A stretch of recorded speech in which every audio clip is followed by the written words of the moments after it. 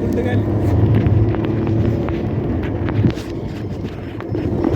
අපදාම වාහනේ අපිට ගොඩක් ඉස්සරහනේ.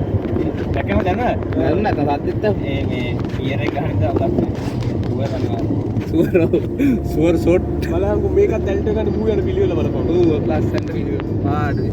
අරුට දැයිද අර අම්බට හරක්. හරක්. ඔබ මීහරක් කොලප්පු කරනවා කිව්වනේ. ආපු වේගේ ඔක්කොම ඉවර. හරි මීහර. වාහන වලට බය මීහරක.